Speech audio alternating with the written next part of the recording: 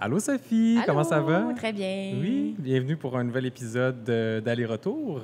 Je t'arrête tout de suite. Oui. Je voudrais qu'on mentionne où sommes-nous, en fait. On est au bain public Oui. sur... on peut-tu dire la main de Rimouski? C'est comme la rue principale? Ben, c'est comme ça, la rue principale. Là. C'est la rue principale. C'est the place to be Absolument. à Rimouski depuis quelques années. Et aujourd'hui, on a comme invité Marc-Olivier, qui est en fait qui fait partie de l'équipe du bain public, qui est cofondateur. Comment ça va, Marc-Olivier? Ça va très bien. Oui. Avant qu'on aille dans, je pense, les questions, avant qu'on t'interpelle, j'aimerais qu'on décrive un peu c'est quoi les bains publics. En fait, c'est une coopérative de solidarité qui a vu le jour à l'été 2022 au centre-ville de Rimouski, tel que mentionné précédemment.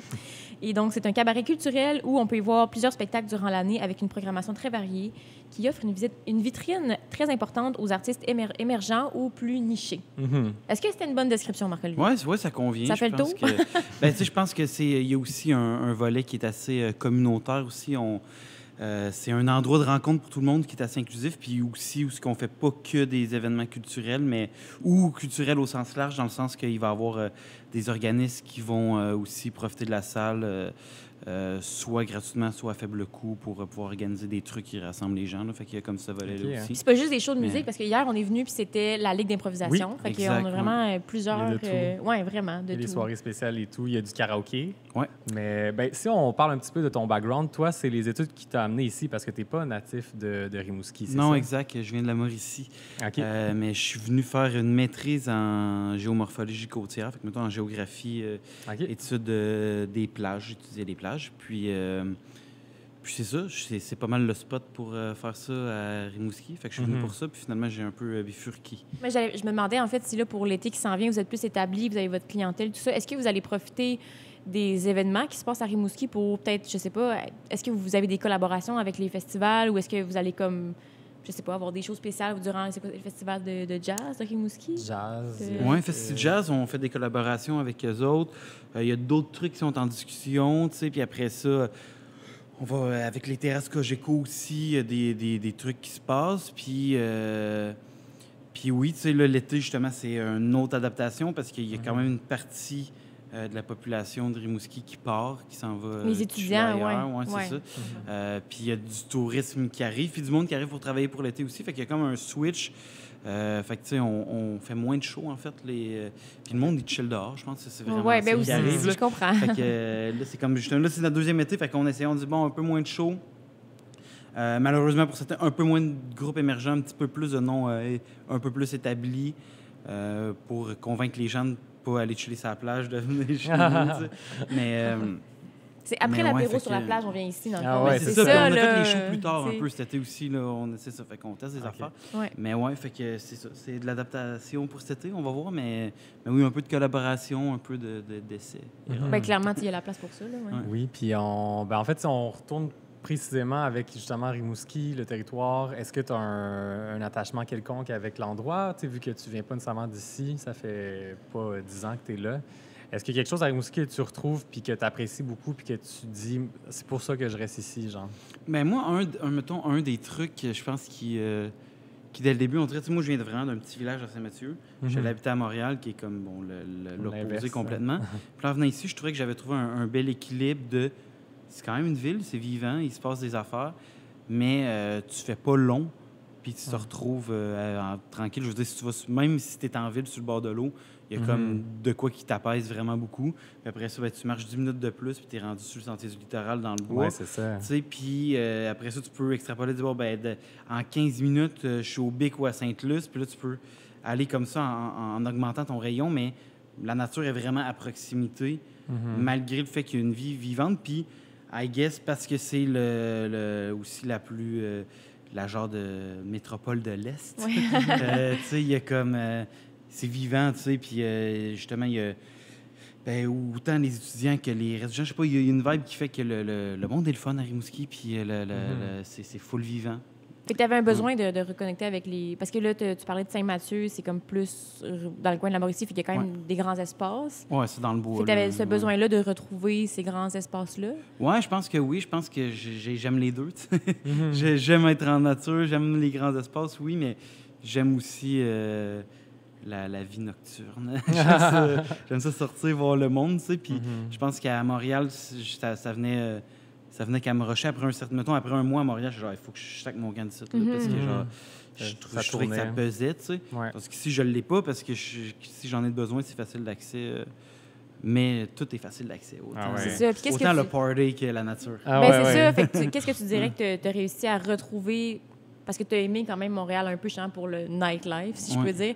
Qu'est-ce que tu as réussi à ramener ou à retrouver de Montréal ici qui comble justement ces besoins-là en ville, tu sais? Il y a quand même une belle communauté. Ben, c'est différent parce que, tu sais, quand tu sors à Montréal, tu y vas avec ta gang d'amis, puis le reste, c'est un peu plus en mode incognito. Ici. Ouais. Tu finis par connaître tout le monde, mais ça, c'est pas la même chose, mais ça remplace, je trouve, ce désir-là, tu sais. Puis même des fois, je vais juste descendre en ville, voir qu'est-ce qui se passe, voir s'il y a du monde, puis là, tu recroises des amis, que ça soit dans n'importe quel bar à proximité, là. Non, puis je sais pas, tu sais, il y a peut-être un effet, genre que, tu sais, à Rimouski... tu sais, c'est quand même rare que tu rencontres du monde de Rimouski. Oui, c'est vrai. Il y en a un peu, mais tu sais, je pense qu'il y a beaucoup de mouvements, tu sais, par, entre autres, je veux dire, l'université, le cégep, puis tout ça, puis qui sont assez spécialisés dans des trucs, ce qui fait qu'il y a beaucoup de monde, d'ailleurs, qui passe. Fait que je pense qu'il y a beaucoup de monde que, quand ils sont là, ben, ils se disent, ben, voilà 6 mois, 1 an, 2 ans, 3 ans, j'étais dans la même position que je connaissais personne. Fait que je sais pas s'il y a ça comme qui entre en compte de comme... Ben, quand tu arrives, tu as envie de connaître des gens, puis là, ben, à un moment donné, c'est toi qui... Tu t'ouvres aux gens naturellement. En tout cas, je sais pas. Mais... Hey, c'est beau, c'est encourageant. Oui, on a un nouveau segment cette année. Oui, c'est vrai. Là, on a quasiment skippé parce que tantôt, tu parlais un peu des grands espaces. Mais vas-y. Mais ça fait du sens avec ce que tu disais. Dans le fond, le segment s'appelle Panorama. Et c'est quoi le segment Panorama? Bien, en fait, c'est que nos invités nous partagent un lieu coup de cœur de la région. Un lieu qui leur est cher, un lieu qui retourne souvent, un lieu qui est inspirant, un lieu qui leur fait du bien, tout simplement. Oui, puis toi, tu nous as parlé un peu du Sentier du littoral, du brise-glace, etc. Est-ce que tu veux nous en parler un petit peu? C'est quoi le sentiment que tu as avec cet endroit-là?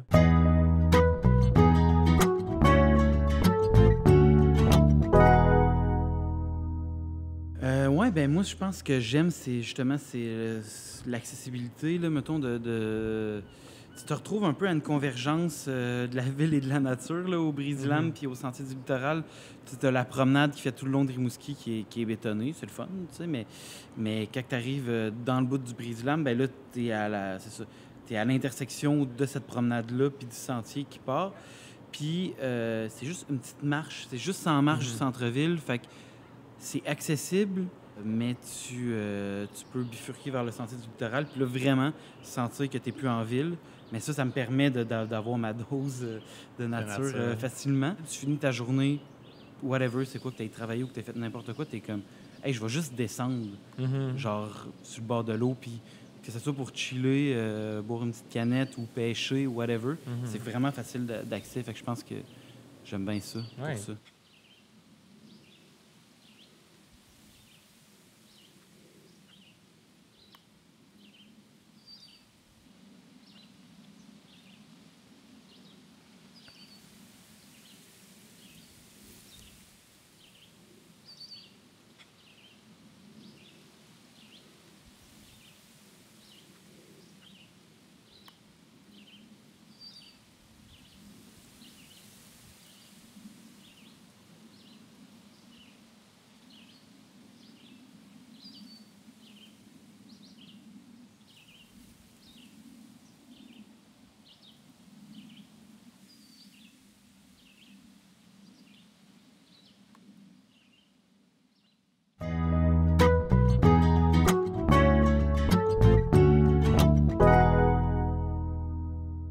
Si on parle, mettons, des bains publics précisément, ça vient de où cette idée-là d'ouvrir les bains publics, de faire ce projet-là? Oui, c'est ça. On est 5 personnes qui ont démarré le projet.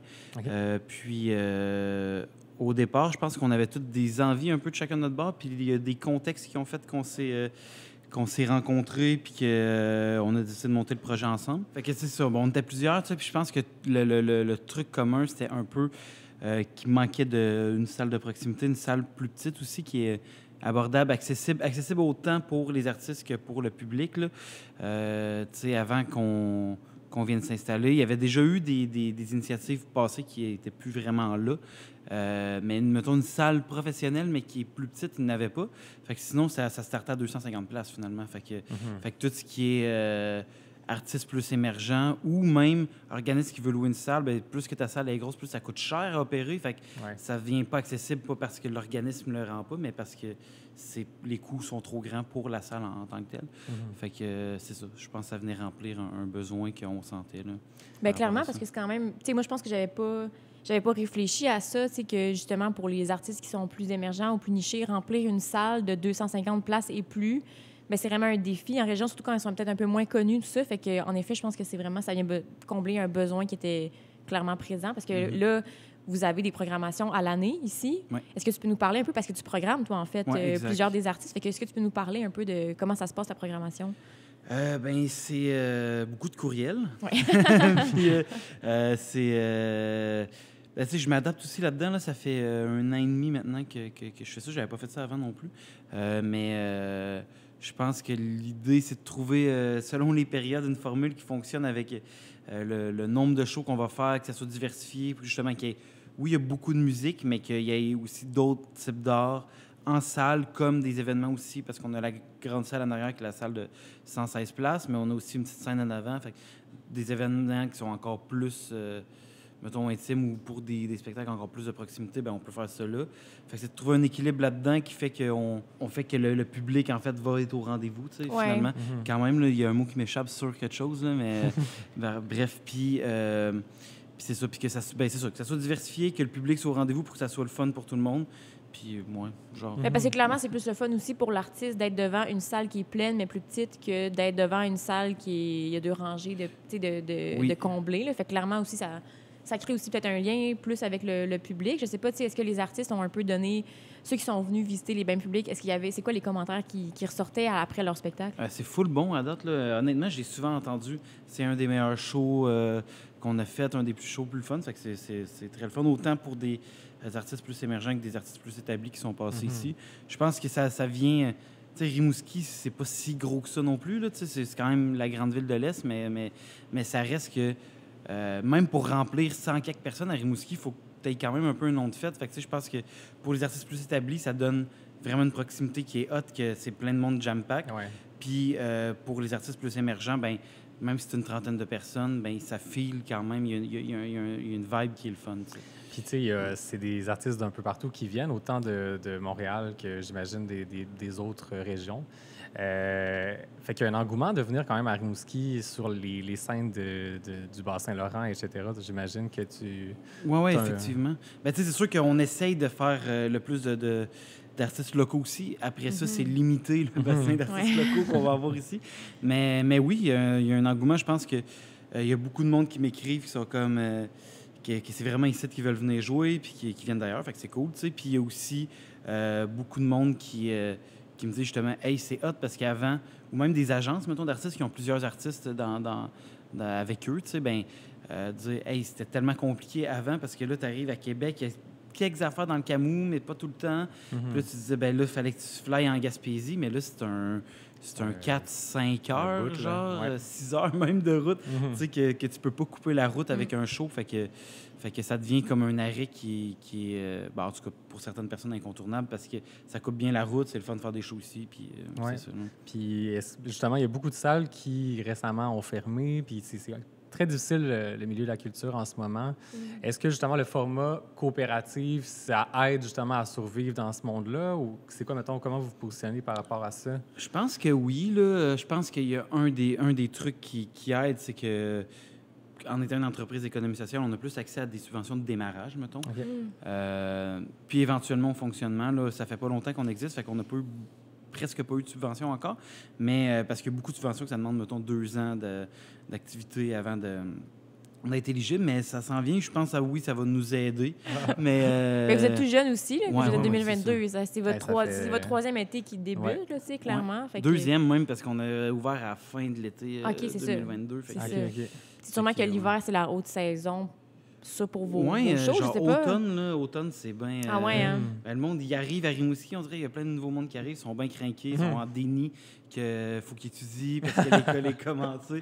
Là, c'est comme le prime time. L'échappatoire de venir. Ben oui. J'adore. Ouais, c'est ça. Puis, moi, tu sais, c'est ça, je suis tout nouveau. Je viens de Rimouski, mais ça fait depuis quelques mois que je suis revenu.